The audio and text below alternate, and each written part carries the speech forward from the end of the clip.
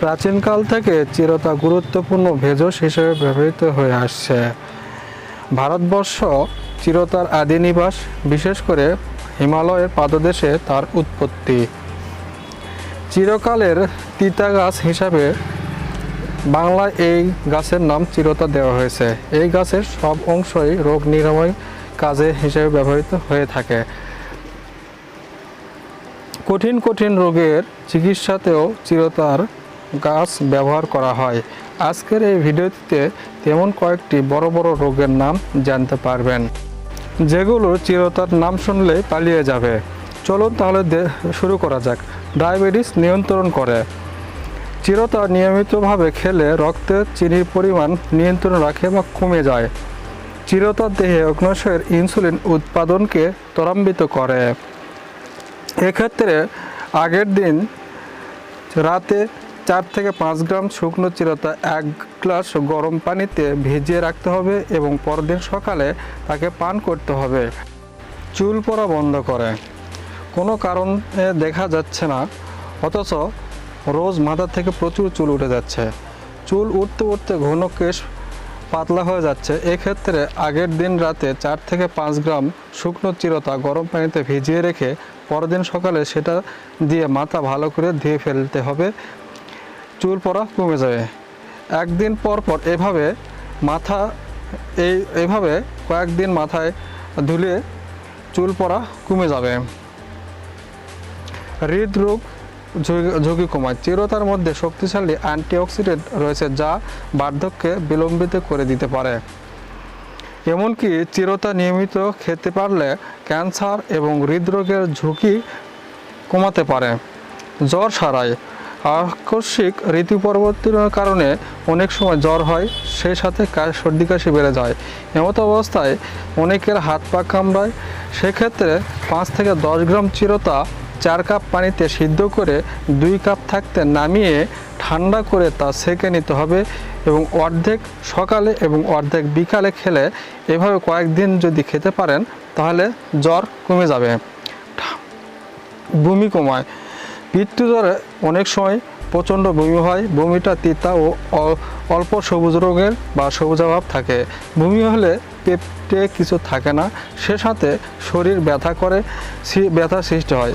এ অবস্থায় সাধারণত শরৎকালের সবচেয়ে বেশি দেখা যায়। পচা বাসি খাবার খেলে এরকম হতে পারে। এক্ষেত্রে 2 কাপ গরম পানিতে 2 থেকে 5 গ্রাম চিরতা থিতে করে 2 কাপ পানিতে ভিজিয়ে রেখে তা 2 থেকে 3 ঘন্টা পর ছাঁকিয়ে অল্প অল্প করে পানি খেলে বমি কমে যায়। চুলকানি সারায়। গায়ে চুলকানি হলে 20 গ্রাম চিরতায় অল্প পানি ছিটিয়ে বা বেটে নিয়ে লোহার কড়াই বা পাতিলে 100 গ্রাম সরিষার তেল গরম করে যখন ফেনাযুক্ত হবে তখন চিরতা বাটাগুলো ছেড়ে দিতে হবে। এমনভাবে ভালো করে ভাজিয়ে নিতে হবে। খেয়াল রাখতে হবে চিরতা যেন পুড়ে না যায়। এরপর চিরতা মিশ্রিত তেলগুলো ঠান্ডা হলে তেলগুলো ছাঁকিয়ে নিয়ে চুলকানির জায়গাতে এই তেলটা ভালো করে মালিশ করে দিলে কয়েকদিনের মধ্যে চুলকানি ভালো হয়ে যাবে। প্রচণ্ড হাঁপানির উপশমন করে। অ্যাজমার সাথে যাদের হাঁপানি আছে অথবা অশ্বের রক্ত পড়া বন্ধ হওয়ার হাঁপানি বেড়ে যায়, অল্পতে সর্দি কাশি এবং ঠান্ডা ঋতু পরিবর্তনের কারণে ঠান্ডা কাশিতে হয়ে হাঁপানির টান বেড়ে যায়, তারা আধা গ্রাম চিরতা গুঁড়ো মধুর সাথে মিশিয়ে 3 ঘন্টা পর পর খাবেন। এভাবে 3 দিন খেলে প্রচণ্ড হাঁপানির টানও কমে যাবে। অ্যালার্জি সারায়। যাদের অ্যালার্জি হয়ে শরীর চুলকায়, চুলকানোর জায়গায় ফুলে লাল হয়ে যায়, তারা চিরতার শরণাপন্ন হতে পারেন। সেক্ষেত্রে আগের দিন রাতে 1 গ্লাস গরম পানিতে 4 থেকে 5 গ্রাম চিরতা ভিজিয়ে রাখতে হবে এবং পরদিন সকালে ছাঁকিয়ে নিয়ে অল্প অল্প করে 2 ঘন্টা বা 3 ঘন্টা পর পর পান করতে হবে।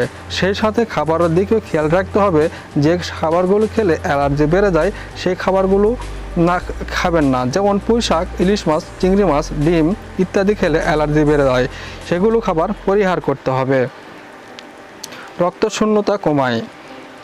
চিরতা দেহে রক্তকোষ গঠন করে, তাই চিরতা সেবনে রক্তশূন্যতা কমে যায়।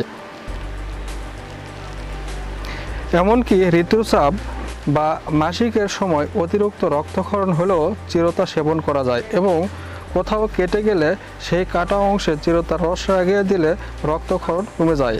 অভ্যন্তরে রক্তক্ষরণ, নাক দিয়ে রক্ত পড়া এসব চিরতা বন্ধ করতে পারে। কৃমি সারায়। কৃমি হলে পেটের উপরে ভাগ মোচড়ায় এবং পেট কামড়ায়। এক্ষেত্রে আধা গ্রাম চিরতার গুঁড়ো মধুর সাথে মিশিয়ে বা চিনির সাথে মিশিয়ে প্রত্যেক দিন সকালে খেতে পারেন। এরপর 1 গ্লাস ঠান্ডা পানি খাবেন। এভাবে নিয়মিত খেলে আপনার কৃমি থাকবে না। ঘা সারায়। ঘা হয়েছে অথচ কোনো কিছুতেই ভালো হচ্ছে না, সেক্ষেত্রে 5 গ্রাম চিরতা আগের দিন রাতে 1 গ্লাস গরম পানিতে ভিজিয়ে রেখে পরের দিন সকালে সেটাকে সেঁকে নিয়ে নিয়মিত সেই পানি পান করুন। এভাবে কয়েকদিন ধরে ঘায়ের অংশের উপর লাগিয়ে দিন, আস্তে আস্তে ঘা শুকিয়ে যাবে। তাহলে আজ থেকে চিরতার পানি পান করা শুরু করুন। আর ভিডিওটি ভালো লাগলে অবশ্যই লাইক বাটনে লাইক দিন এবং আমাদের চ্যানেলটি সাবস্ক্রাইব করেন এবং শেয়ার করে দিবেন যাতে অন্যরাও বিষয়টি জানতে পারে। এতক্ষণ আমাদের সাথে থাকার জন্য আন্তরিকভাবে ধন্যবাদ। সবাই ভালো। আশা করি এই ভিডিওটা তোমাদের খুব ভালো লেগেছে, আমি শিওর ভালো লেগেছে।